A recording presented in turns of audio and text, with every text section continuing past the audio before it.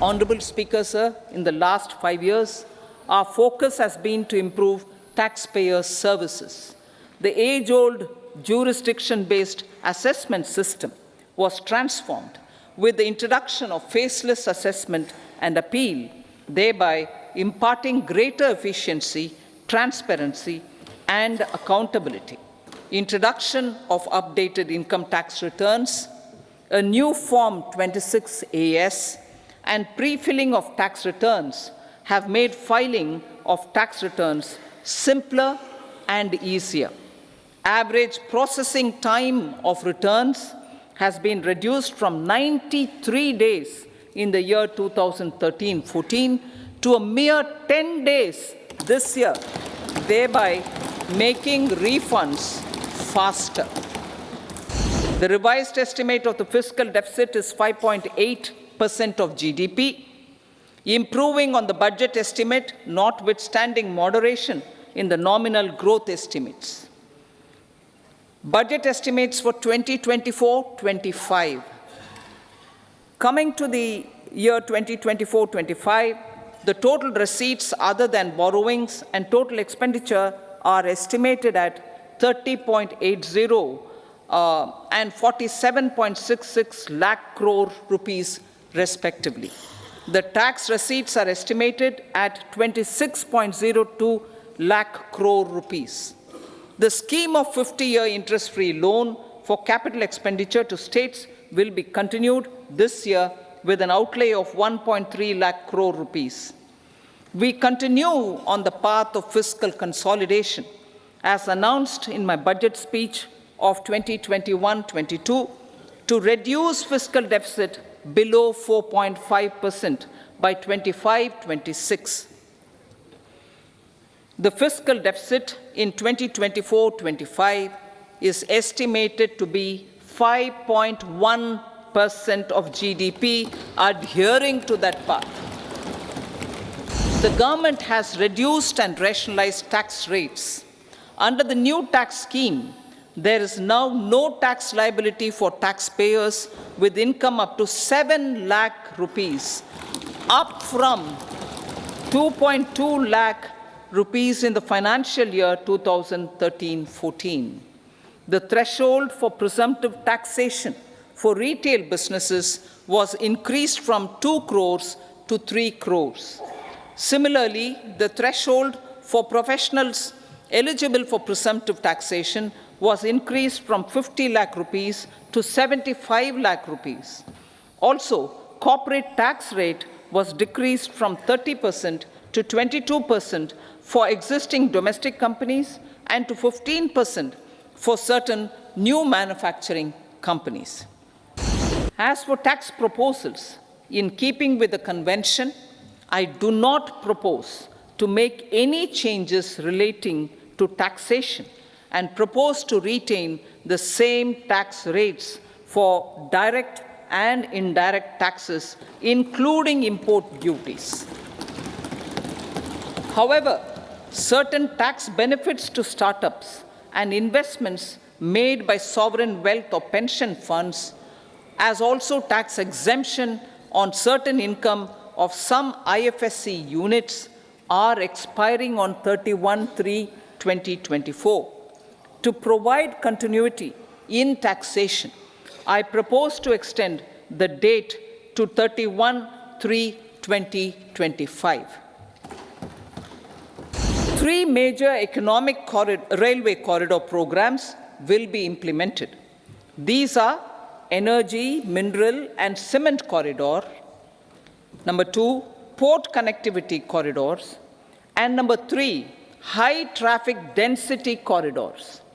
The projects have been identified under the PM Gati Shakti for enabling multimodal connectivity. They will improve logistics efficiency and reduce cost. The resultant decongestion of the high traffic corridors will also help in improving operations of passenger trains, resulting in safety and higher travel speed for passengers. Together with dedicated freight corridors, these 3 economic corridor programs will accelerate our GDP growth and reduce logistic costs.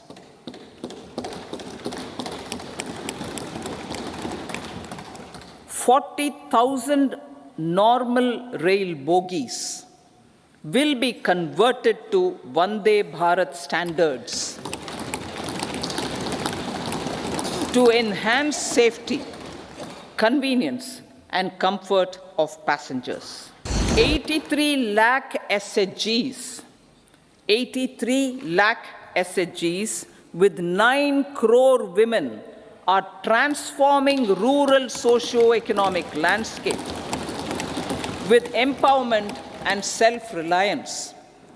Honorable Speaker said, their success has assisted nearly 1 crore women to become Lakpati Didi already. They are an inspiration to others. Their achievements will be recognized through honoring them. Buoyed by the success, it has been decided to enhance the target for Lakpati Didi from 2 crores to 3 crores. Our government will adopt economic policies that foster and sustain growth, facilitate inclusive and sustainable development, improve productivity, create opportunities for all, help them enhance their capabilities, and contribute to generation of resources to power investments and fulfill aspirations. Guided by the principle, reform, perform, and transform, the government will take up next generation reforms and build consensus with the states and stakeholders for effective implementation. It is an important policy priority for our government to ensure timely and adequate finances, relevant technologies, and appropriate training for the micro, small, and medium enterprises, MSMEs, to grow and also compete globally. Orienting the regulatory environment to facilitate their growth will be an important element of this policy mix. Aligning with the Panchamrit goals, our government will facilitate sustaining high and more resource-efficient economic growth. This will work towards energy security in terms of availability, accessibility, and affordability. For meeting the investment needs, our government will prepare the financial sector in terms of size, capacity, skills, and regulatory framework. Aspirational Districts Program. Our government stands ready to assist the states in faster development of aspirational districts and blocks, including generation of ample economic opportunities. Development of the East.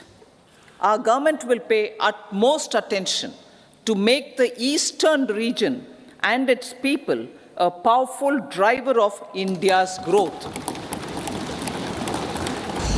The country showed the way forward and built consensus on solutions for those global problems. The recently announced India-Middle East-Europe economic corridor is a strategic and economic game changer for India and others. In the words of Honorable Prime Minister, the corridor, and I quote, will become the basis of world trade for hundreds of years to come, and history will remember that this corridor was initiated on Indian soil, unquote. Vision for Viksit Bharat.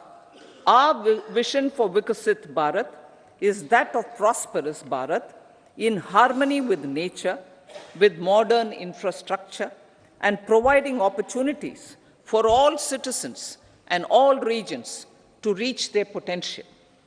With confidence arising from strong and exemplary track record of performance and progress, earning Sabka Vishwas, the next 5 years will be years of unprecedented development and golden moments to realize the dream of developed India by 2047. The trinity of demography, democracy, and diversity, backed by Sabka Prayas, has the potential to fulfill aspirations. Our economic strength has made the country an attractive destination for business and conference tourism. Our middle class also now aspires to travel and explore. Tourism, including spiritual tourism, has tremendous opportunities for local entrepreneurship. States will be encouraged to take up comprehensive development of iconic tourist centers, branding and marketing them at global scale. A framework for rating of the centers based on quality of facilities and services will be established. Long-term interest-free loans will be provided to states for financing such development on matching basis. To address the emerging fervor for domestic tourism, Honorable Speaker, sir, projects for port connectivity, tourism infrastructure, and amenities will be taken up on our islands, including Lakshadweep. This will help in generating employment also. Promoting investments. The FDI inflow during 2014 to 23 was $596 billion, marking a golden era. That is twice the inflow during 2005 to 14.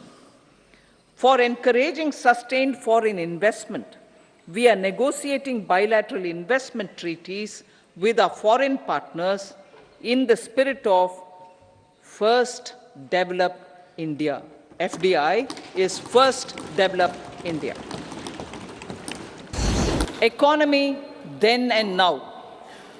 In 2014, when our government assumed the reins, the responsibility to mend the economy step by step and to put the governance systems in order was enormous. The need of the hour was to give hope to the people, to attract investments, and to build support for the much-needed reforms. The government did that successfully, following our strong belief of nation first. The crisis of those years has been overcome, and the economy has been put firmly on a high, sustainable growth path with all-round development. It is now appropriate to look at where we were then. I repeat, it is now appropriate to look at where we were then till 2014 and where we are now, only for the purpose of drawing lessons from the mismanagement of those years. The government will lay a white paper on table of the House.